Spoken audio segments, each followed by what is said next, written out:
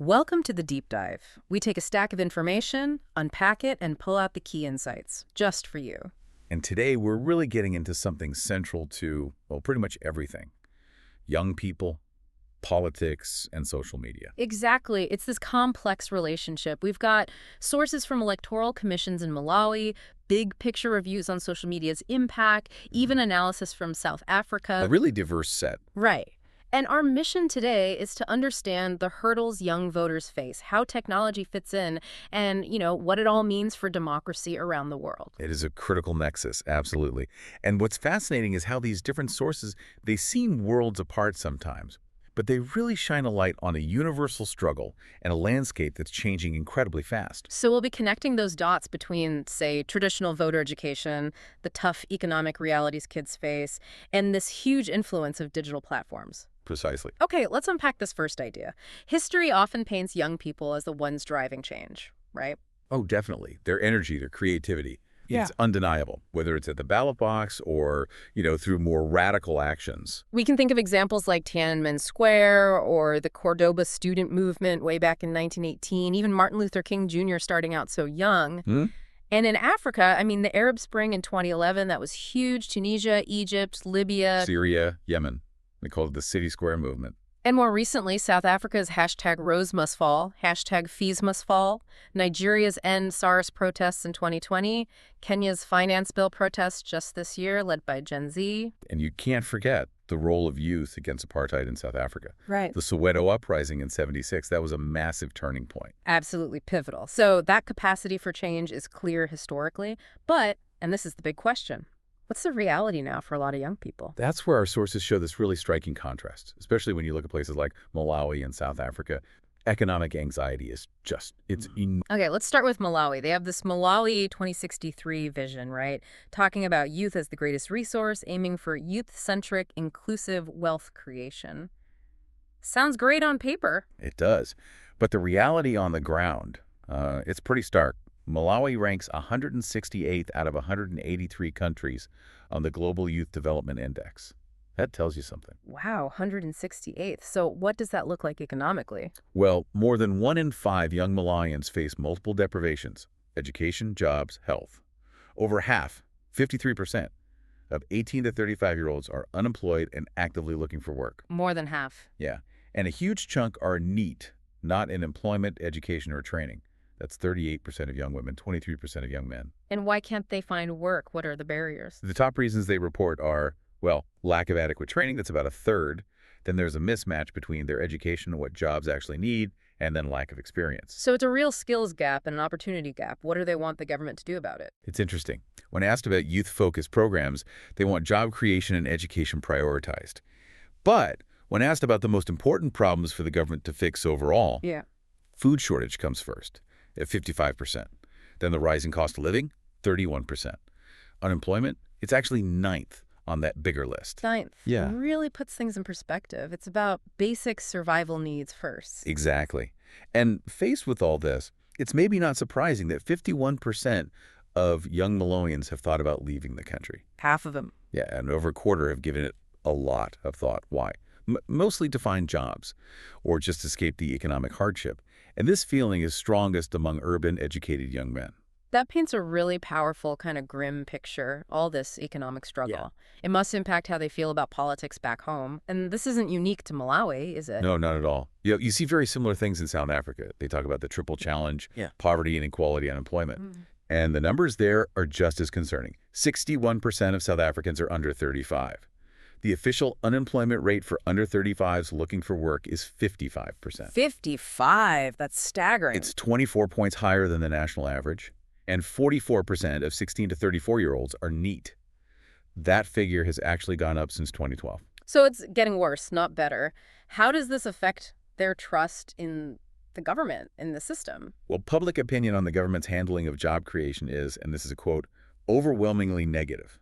And it's gotten much worse since 2021. Okay. So this frustration, combined with the economic reality, it definitely erodes trust.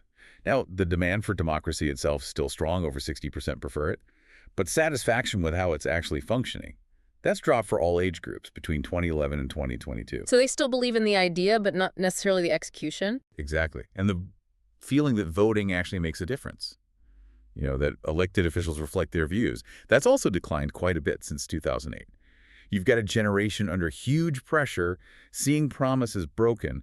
It naturally makes them question the whole process. Right. So given these pretty deep economic problems and this kind of declining trust, what does that mean for getting young people involved in elections? Traditionally, it's all about civic and voter education, right?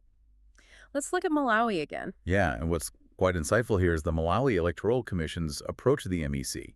They have a really comprehensive strategy for civic and voter education, or C&V. What's their main goal with that? It's pretty broad, actually. They want to increase people's knowledge about how elections work, encourage participation, especially from groups like women, youth, people with disabilities, promote peaceful behavior, build confidence in the whole process. Sounds like they're trying to cover all the bases. How do they actually do it? It sounds like a huge task. It is. They work with over 40 different civil society organizations, CSOs. And they use a ton of different methods. Like what? Okay, so they have theater groups, 126 trained groups doing performances and roadshows across all 28 districts. They use radio and TV, both major stations and community ones. They do outreach through churches, mosques, even schools, getting information to parents via their kids. Wow. Yeah, meetings with traditional leaders. They hand out over 2 million pieces of material, posters, brochures, comics in local languages. They even use loudhailers on government vehicles to get people to register. That is incredibly thorough. They're really trying to reach everyone. But despite all that effort, you said there's still some interesting feelings among the youth. There are. So while 62% of young Malawians think community leaders are doing a decent job promoting young leaders, their support for elections being the best way to choose leaders, it's at 65%. Which sounds okay, but it's actually weaker than older groups who are up in the 75–83% range. Sure. Interesting difference. And while a small majority, 52%, would support lowering the voting age to 16, a really high number, 81%, still say they definitely plan to vote in the next election in September 2025. 81%. So they're not checking out entirely. Not at all. But again, that 81% is still lower than their elders, who are between 85 and 93%. So it's engagement, yes, but maybe with a bit more reservation. Or skepticism. Yeah, skepticism sounds right. It's not apathy. It sounds more like a calculated, maybe disillusioned approach. I think that's a good way to put it. You have figures like the EU ambassador to Malawi, Rune Skinneback, and an MEC commissioner, Olivia Louie, openly telling university students, hey, be proactive, use social media for policy talk, hold leaders accountable between elections, don't just wait for... Next election cycle, yeah. Yeah. That phrase, Tiza when it's on at 2025. We shall see in 2025.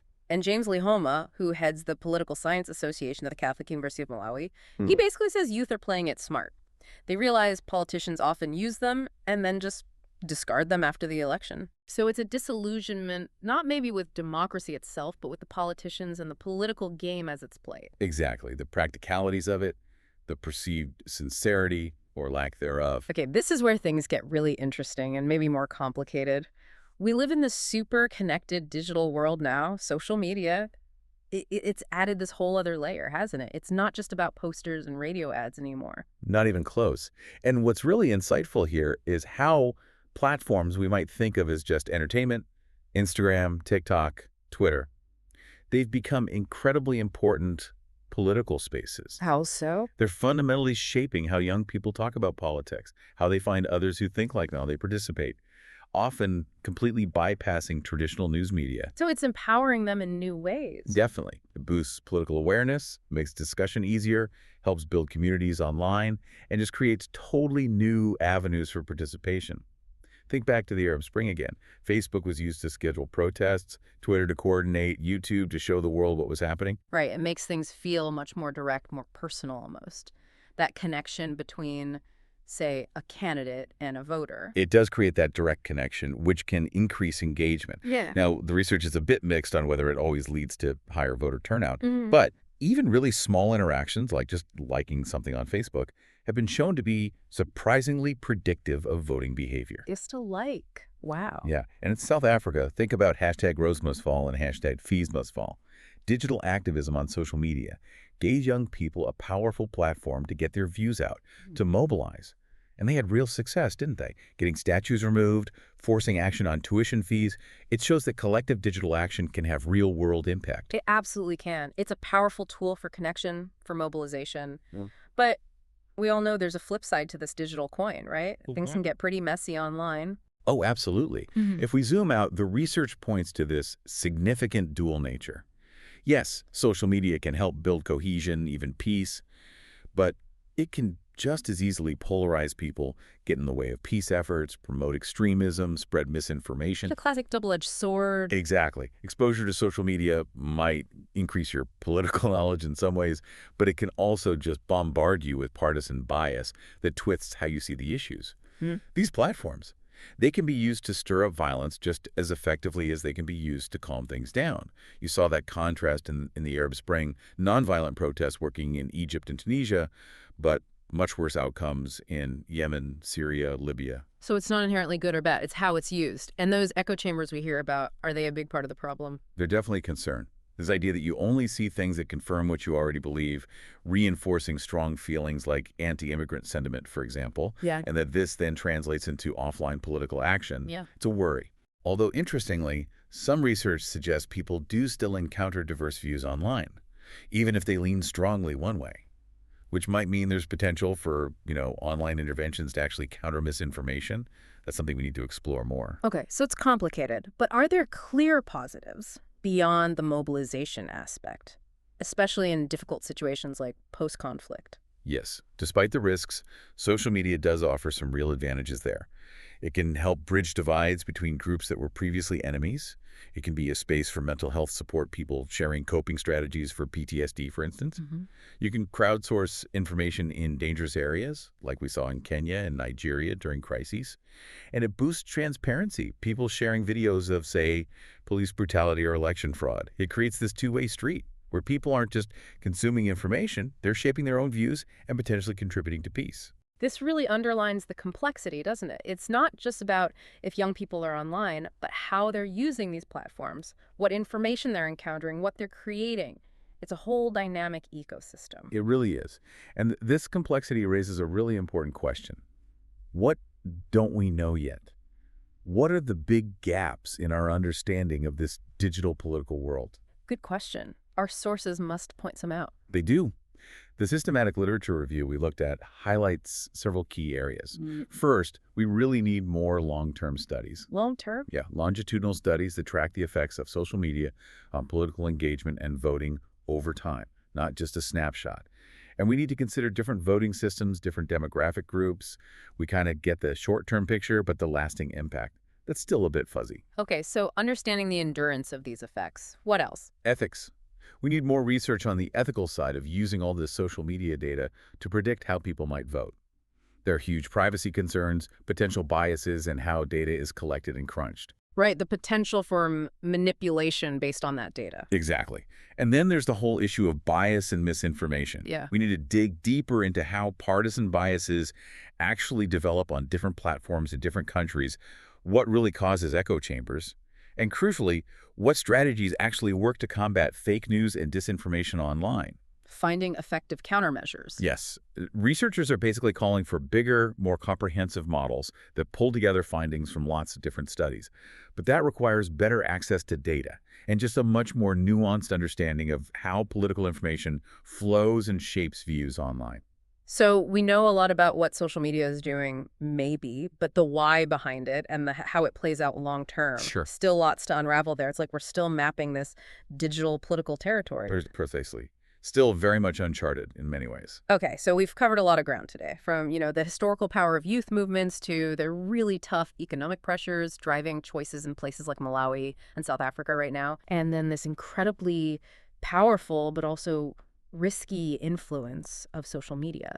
I think one thing that's crystal clear is that young people aren't apathetic. That's the wrong word. Absolutely not. They're navigating incredibly complex situations, economic stress, a digital world that's constantly shifting. They're looking for real ways to make their voices count, demanding accountability, wanting to see a real return on their engagement. And what really stands out is this ongoing tension, isn't it, between the old school civic engagement efforts, the posters, the meetings, and this super dynamic, sometimes chaotic world of digital activism. That's a key takeaway. Understanding how those two interact is vital. How do we encourage genuine participation and critical thinking online while also protecting people from misinformation and manipulation? Getting that balance right is crucial for healthy democracies everywhere. It's about empowering youth as informed change agents, not just passive consumers or targets. So for you listening, what does this all mean? Maybe next time you see a headline about youth voter turnout dipping or some political meme going viral, think about all these layers. Yeah, the economic pressures, the digital opportunities, the potential pitfalls. Think about how the traditional institutions, the MECs of the world, are trying or maybe struggling to keep up with this digital pace. And just how much more we still need to figure out about the long-term effects of living our political lives online. This deep dive, I think it shows not just huge challenges, but also immense potential, right? For informed, engaged young citizens to really shape their future if the conditions are right. If those conditions can be nurtured, yes. So what stands out to you from today's discussion? We hope this gave you a shortcut to feeling well-informed, maybe sparked a few aha moments. We'll be back next time with another deep dive.